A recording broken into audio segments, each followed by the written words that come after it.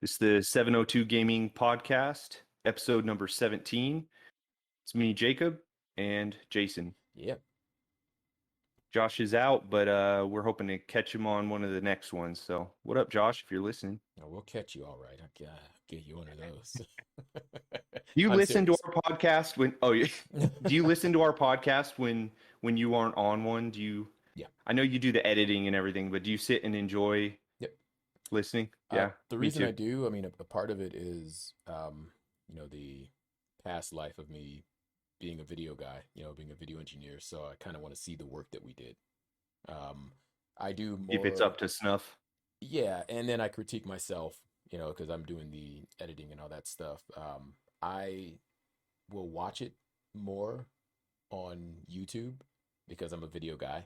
Um, and if I just happen to be in the car, I do listen to it on Spotify, but more times than not, I'm listening to it while it's playing on YouTube.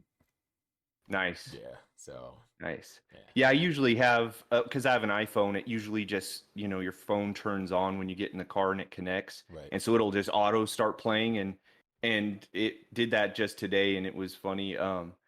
It's cool to listen back through me, you, and Josh talk about our stuff because you kind of forget, Right. and I got to be careful. Like you critique yourself, and it's like when I confessed about sleeping pills with my wife and drugging her. Yeah. Yeah. That's incriminating. I got to be careful. It is. And it's out there in the ether forever. So, Yeah, you know, I um, tried to delete it, but it didn't let and me. I got backups. So, yeah, Yeah. you're in trouble forever. Uh, but the good thing is she's safe now. Yeah, she's fine. She's safe. And that's really what Yeah. matters. Yeah, no, you definitely can get into a mode of critiquing yourself. I'm a perfectionist, I think, by design. So I'm doing that anyway without the podcast. So it's kind of cathartic, though, to Yeah. kind of hear something that we completed and you're like, all right, I feel that was good, you know? The thing I really critique myself on is the retro bites, the solo ones, Yeah. because I actually end up doing a lot more content than what I actually put out. I'm condensing it down into 5 minutes, but there's a lot more stuff on there. I'm like, I should have added that, or why did I add that? You know, So you're um, saying they'll just keep getting better and better. that is the plan. That's the plan. Yeah. And you know what? I do what I want to do, and I do it because I love it. And when you love something that you're doing, you know, It's you worth can, it. yeah, it is. It And I is. like watching those videos too, so please keep them coming. Ah, I like yes. it. Thank you. Thank you. Speaking of things that we might like to watch, might not, Nintendo Direct was a few days ago, the Yeah. Nintendo Direct event. Yes, it was. There was some cool stuff, I'll say, presented, but I know something. Well, I'll hand it over to you. What would you think? So there were a couple games that, I think it's kind of high time that Nintendo adopts AAA games from other developers.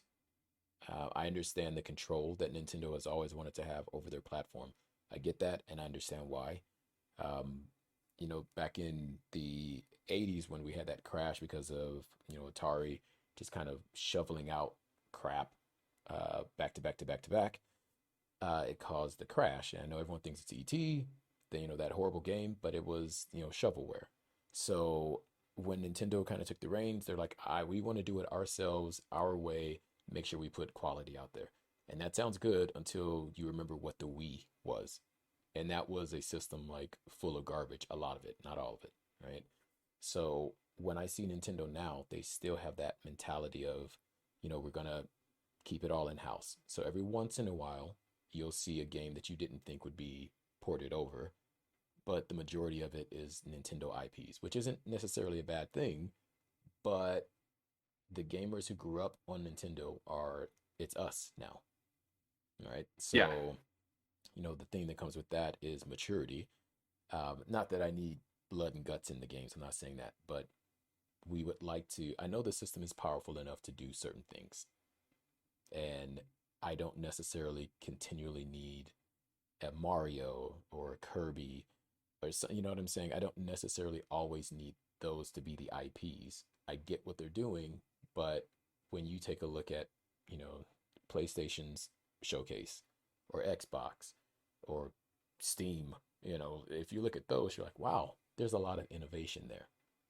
And to me, Nintendo always feels like they play it safe. That's my major Yeah, problem. it is interesting you say that. I never thought about it like that, where pretty much anyone that owns multiple consoles, though, they end up feeling like they need to buy a Nintendo because everything that Nintendo makes is only Nintendo. I mean, everyone has their first party games. I'm not talking just first party, but it's there's a lot more exclusive games on Nintendo, Hmm. and that's because of the way it's a handheld or it has lower specs. So they're like, or we're just shooting for this. Right. Um, They make it yeah, proprietary in a way that we accept, where we're like, well, of course, yeah, you're going to have that on this system. And I and they want to play definitely those. they aren't shooting for, obviously, like, okay, the gamers that grew up with us on Nintendo, they're going to have that one console in their house. If they choose one, it's going to be us, Right. because most of the time, like I said, it's a secondary unit or a kids unit that Mm, buys the Nintendo, right? right. Like a PlayStation owner will have also the Switch, an Right. Xbox owner will also have the Switch. It's not really, that's interesting. It is, right? And again, it's not that I feel like all they're doing is kiddie games. It's not that. No. Because I'm a big kid. Like if we were to list the amount of cartoons that I watch from my childhood, right? Like I am a big kid, but I don't know. I know that it works for them, but it doesn't. I feel like it's getting to the point where it doesn't work for me anymore. Yeah. You know, the other thing that they did, which is like it's all over Twitter right now, where everyone's like, "Oh man, they're bringing the N64," and I'm like, "Okay, I know one. I know what they're going to do. They're going to give you what? They're going to give you Mario Kart 64. They're going to give you Super Mario 64. They're probably, I mean, they're probably not going to do the F Zero, but I know that they're going to give us a bunch of crap after that. I know it's going to be tennis and Mario 64 golf. I don't want a bunch of throwaway titles, and I definitely don't think that we should be paying any more for that service. It's a premium service, they're saying. So you're offering a Right. It should premium be service. included. It It should be should be. included. It should be included. And yes, I know that it's cheaper, what is it, $20 a year to be online. But guess what you can't do? You still can't talk to each other online without having your cell phone and like Yeah. the app. And it's like what is that? Yeah. What is that? When we got the Switch, maybe like a year, 2 years ago, I was surprised when it said, okay, sign up and pay. I was like, for what? So that I could download games that I'm paying for? I mean, I'm not really playing this online, Right, but right. is there a free service that you can do that? No, I don't think so. Yeah. no. I mean, if you Yeah. want to There was a play few off, things I was locked out of that made me pay. So I just ended up paying for it. you can't, obviously you can't update the system, which for the hackers out there, they don't want to do that because they want to be able to, jailbreak their system so they can apply ROMs and whatnot to it. And I get that. But paying $20, sure, it's just $20, but it's also $20, Yeah. right? So you're paying this $20 to not be able to communicate with each other online. Like when me and my nephew play Mario Kart, he's in Utah, I'm here. How are we communicating with each other? Like there is something that they do, which is it's weird. I think it's the right analog stick. If you push it like a button, it makes like a little clap. So you can direct people if you need to in a game by clapping like over here, clapping over. What is that? I and you want me to pay more money to play, a couple of N64 titles. I'm cool on that. And I know that they're releasing a couple Genesis titles also. The only thing about that that's cool is you're actually going to be playing Sega on Nintendo. Like, who in my childhood would have ever thought, right, that you would be able to play Sonic on Right. Nintendo, right? On a OLED TV or on a 75-inch OLED or Right. something. Yeah, That's it's going to be crazy. wild. But yeah, I'm good on that. I'm And sure it'll work for some people, but for us, like I agree. I don't think that works for me. And it's not even like, oh, here's a Nintendo version of Game Pass where it's just like, wow, this deal is like killer. right. It's like, here's more money to play older classic games. Hmm. But I guess the only advantage is that we know Nintendo would charge you a full, $40 to $60 to bring that back yes, again. yes, So I guess you're avoiding that. you are. I feel like they're they're kind of avoiding what everyone wants, which is a mini Nintendo 64. Right. Yeah. Right? People want that. The Nintendo Mini and then the Super Nintendo Mini, those sold very well. Even though I feel like they probably purposely created their own, oh, we don't have enough systems to go around. I think that they did that. That's what it feels like. But everyone wants to have the Nintendo 64 Mini. I think that'd be great. Um, this is the next best thing for a lot of people. But for me, like I said, I can't I can't chat with you at this point in video gamedom. That's like a very basic thing. When you're Yeah. paying per year so that we can play together, we Yeah. need to have communication. Yeah. And we don't have that, but you're going to make us pay more so that we can play, Altered Beast on the Switch. I think that's Yeah. Because there's some Sega games coming to it too, right? yes. Yeah. Oh, and now I'm saying all this, and I know it sounds like a big complaint, which I guess it kind of is, but I'm okay with that. We have no idea how much the additional cost is going to be yet, but if it's $10 more, I don't think so. If it's like $3 more, maybe, but there's no way to communicate with each other. Yeah. Yeah. That just I don't know. That's mind blowing to me at this point that you can't do that. So Yeah. That is definitely a bummer. I will have to say that if they bring back other retro games from other generations, specifically just Seaman, I'll pay. mm. Well, I feel like just you paying for that because it just be you. Oh. It probably won't, they won't recoup the money that they're putting in Ah, to man. emulate that. I don't know for sure All right. though. I don't know Okay. what their R&D is, right? But Yeah, their yeah, research and development on right. a 4K Seaman. I Oh. don't want semen in 4K. I don't need that. I don't need that. If you do, hey, I absolutely. know one of the cool trailers that they showed was for a new Kirby game. Mhm. And do you know the Kirby's name? The game? Name of the game? Oh, I was gonna say I know who Jack Kirby was, which is where the Kirby name comes Yeah. from. He was their Uh-huh. he was their lawyer. Yeah, that Uh, was really cool that's info. I awesome. saw that. Yeah. But I don't know what it honestly looks like. Kirby 64.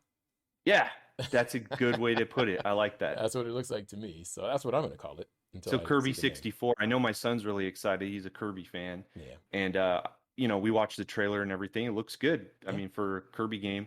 Um, it's interesting though because they're like you said this with the 64, they're kind of going the open world route, which worked for Mario 64 for a lot of people, and yeah. I think it was cool, especially for the time it came out. It was pretty awesome Right, technology. right.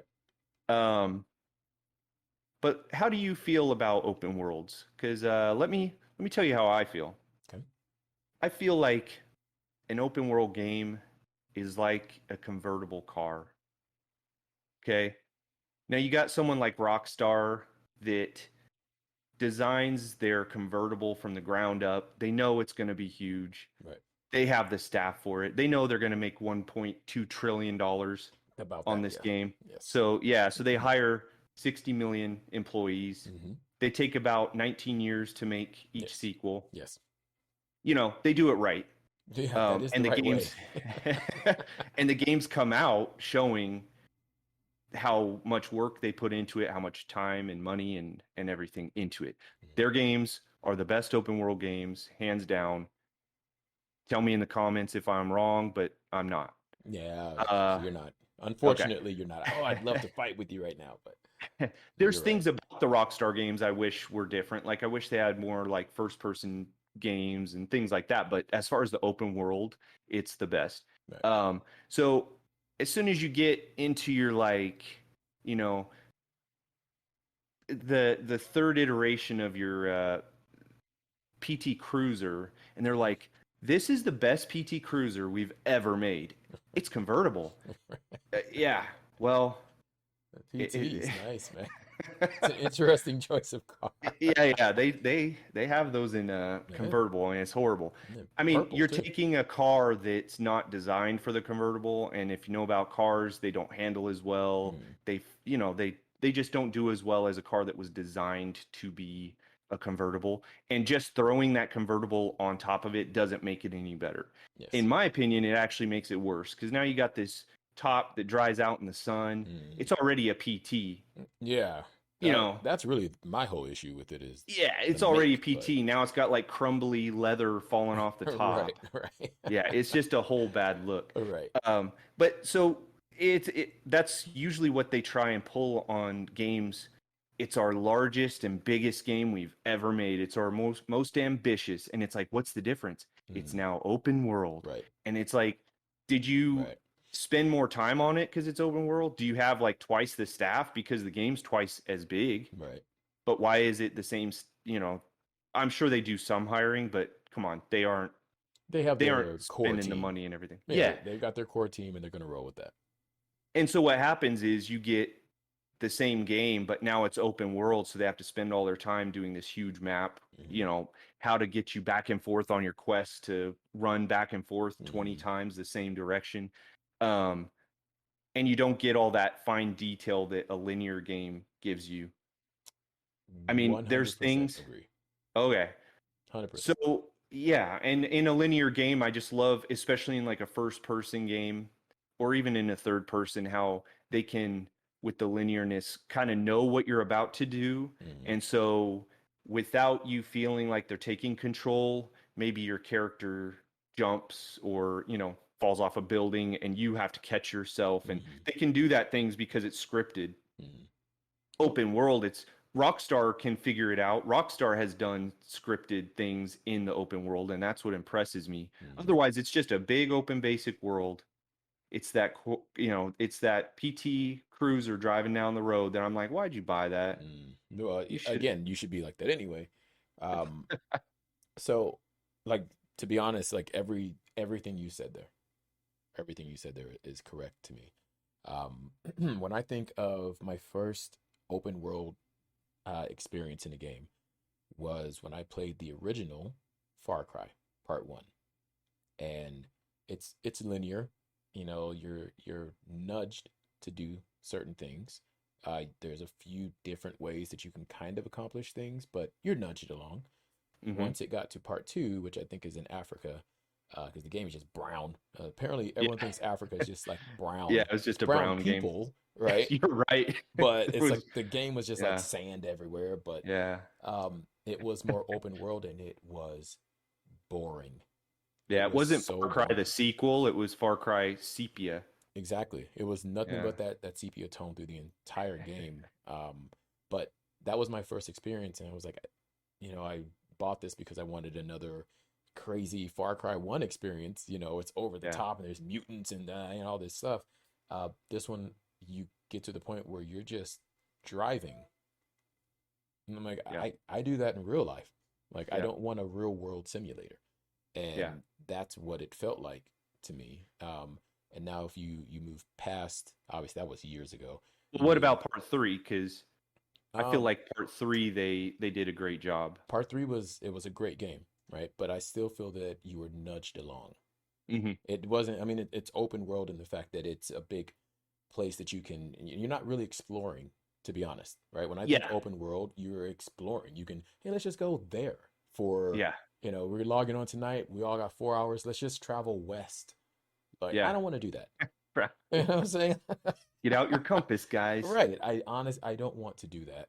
I know some people do, and that's cool. But for me, there's something about a linear story that showcases the talent. Okay. So, for those movie buffs out there, and I do think that this director he's a good director, but he had a couple hits and misses.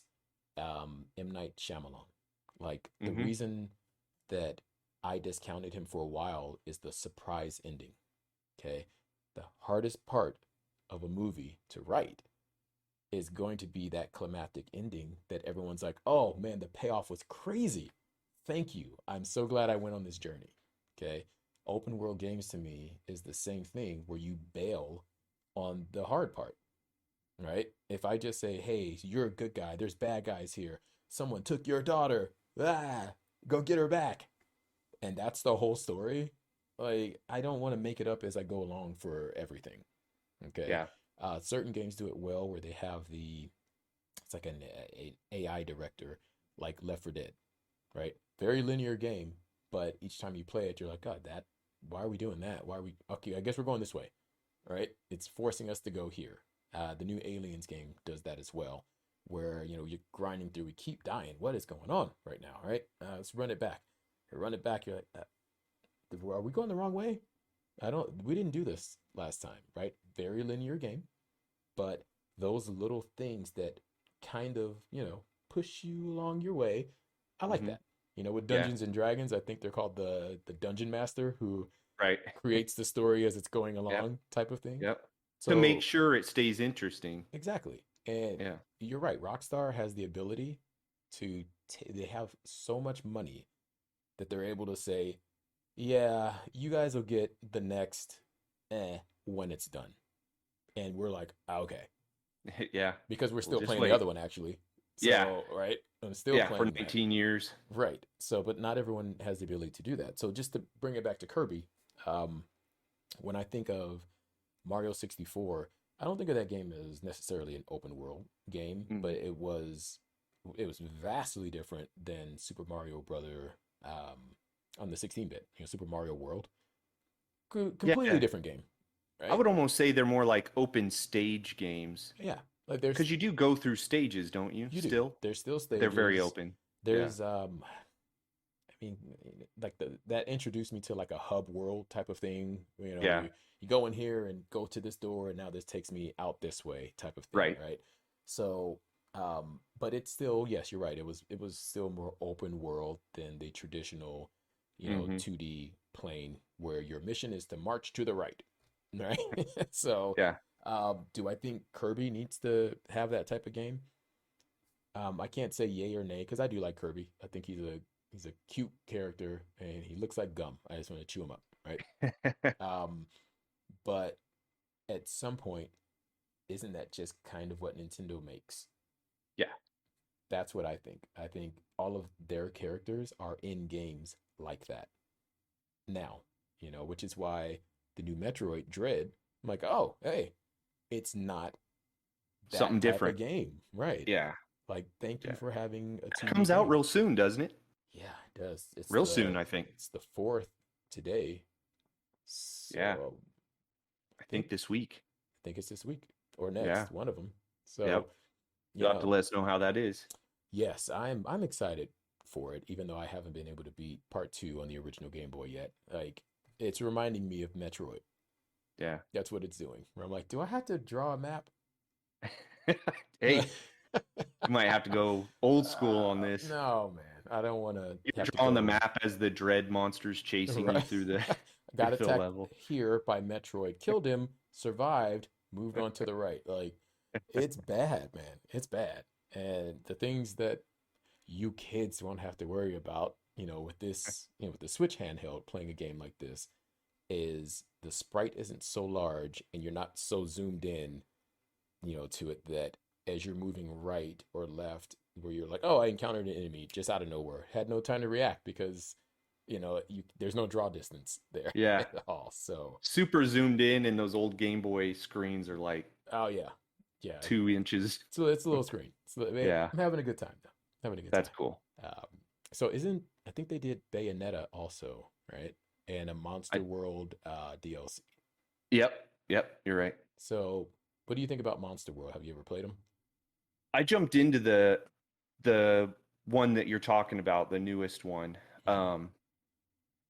I'm actually not huge into most Japanese games that are very Japanese like that. Hmm. It always looks really interesting. Like I love their monster designs, Hmm. the artwork and everything. I love on Monster I'm with you. Hunter. Yes, I'm Yeah. with you.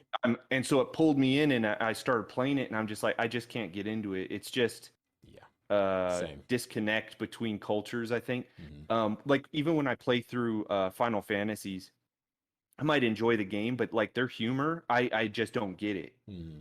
You Yeah, know, like I remember the one the black guy on one of the one of the Final Fantasies of course he has an afro, of course. you know. Yeah, Yeah, they give him the afro. of And course. I'm like one rocking of the one right now. jokes what yeah, of course.